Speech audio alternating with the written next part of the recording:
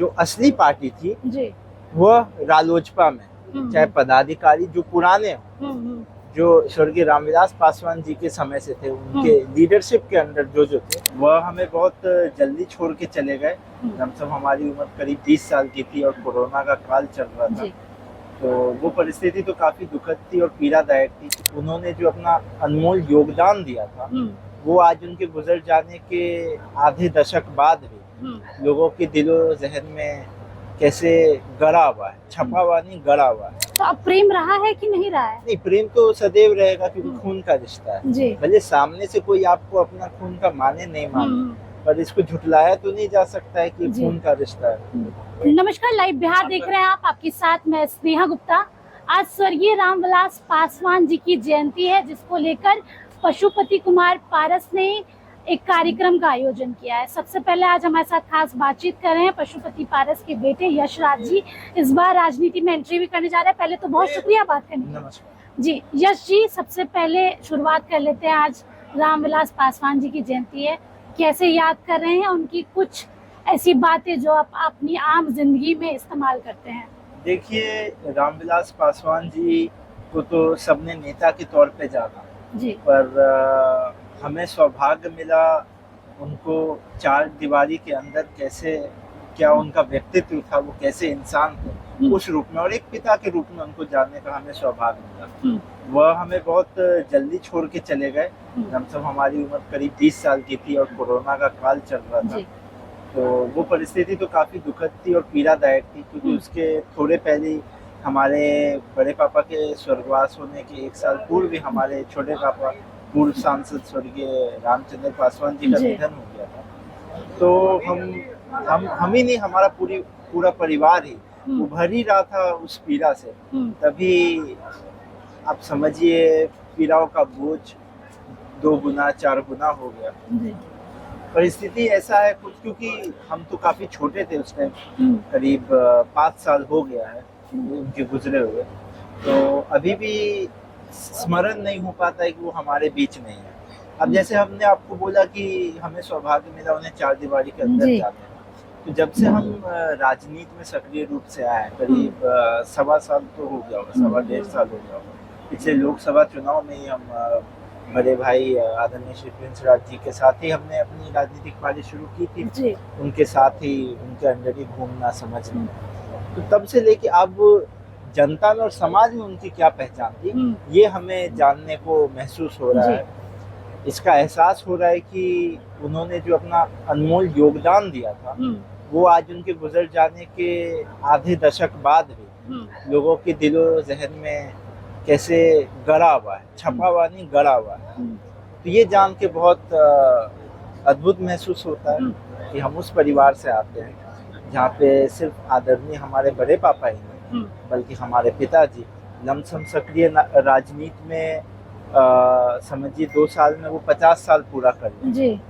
1977 में वो पहली बार विधायक बने, फिर अनेकों बार विधायक बने, बिहार सरकार में मंत्री बने, सांसद बने, भारत सरकार में मंत्री बने। वैसे ही हमारे छोटे पापा 4 बार लोकसभा के सदस्य रहे, इतने समय से राजनीति में थे, दलित सेना के भी राष्ट्रीय अध्यक्ष रहे। तो अब हमें एहसास ज्यादा महसूस हो रहा है, क्योंकि अब जब हम जनता से खुले तौर से जुड़ रहे हैं, मिल रहे हैं, कि इन लोगों का योगदान जनता पे और खास करके शोषित समाज के लिए कितना अनमोल रहा है, उनकी आवाज के लिए। ऐसे परिवार में होना जहाँ पे इन तीनों लोगों ने अपना पूरा जीवन समर्पित कर दिया, तो हम खुद को तो बहुत सौभाग्यशाली महसूस करते हैं। लेकिन यश जी, मेरा एक सवाल रहेगा कि रामविलास पासवान जी के जाने के बाद पार्टी 2 गुटों में बट गई। एक चिराग पासवान जिसके राष्ट्रीय अध्यक्ष है लोजपा रामविलास, और एक आपके पिता की पार्टी राष्ट्रीय लोजपा। कहीं ना कहीं मन में दुख तो होगा, क्योंकि कहा जाता है कि बिहार की राजनीति में ये तीनों भाई राम लक्ष्मण भरत थे, और पिता के जाने के बाद जिस तरीके का माहौल उन्होंने बनाया और पार्टी 2 गुटों में बट गई, इसका कितना दुख है आपको? देखिए, पार्टी में विभाजन उनके जाने से पूर्व ही हो गया था। अच्छा। उनके जाने से पूर्व ही पार्टी में विभाजन होने लगा, पर तब तो हम सक्रिय रूप से नहीं थे।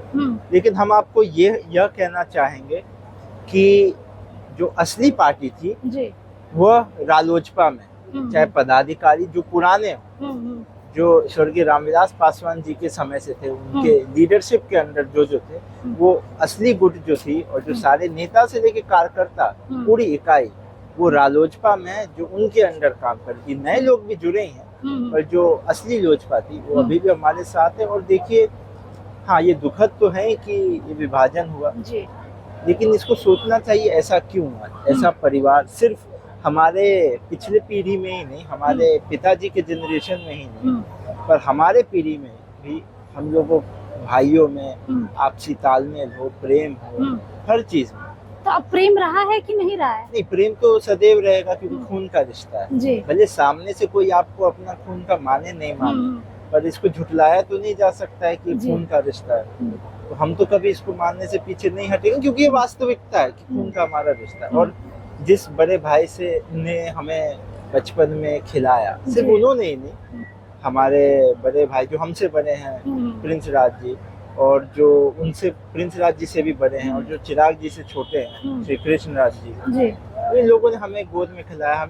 हम तो घर में सबसे, सारे भाई बहनों में सबसे छोटे हैं, तो प्यार तो कभी जा ही नहीं सकता। प्यार और सम्मान और स्नेह, इसमें कोई गुंजाइश ही नहीं। इस साल के अंत में बिहार विधानसभा चुनाव है, आप भी खगड़िया में लगातार घूम रहे हैं, अलौली में भी घूम रहे हैं, और एक आप लोग चौपाल चला रहे हैं, उसका रिस्पांस कैसा है और लोगों का आपके प्रति रुझान कैसा है? देखिए, पहली बात रही आपकी कि जैसे आपने बोला कि खगड़िया में घूम रहे हैं, खगड़िया में हमारा ननिहाल भी है जी, और शहरबन्नी में तो आप जानते हैं हमारा क्या रिश्ता है।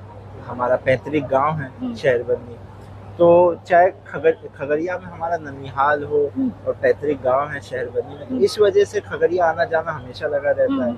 शहरबन्नी अलौली में आता है, इसलिए अलौली अभी से ही नहीं, इसके पूर्व से ही, जब हम पढ़ाई भी कर रहे थे 4-5 साल पहले, तब भी आना जाना लगा ही रहता था। तब होता था कि हर 4 महीने में, 3 महीने में एक बार, अब हो रहा है हर 1 महीने में एक बार आना जाना लग रहा है, तो इसमें कोई फर्क नहीं है।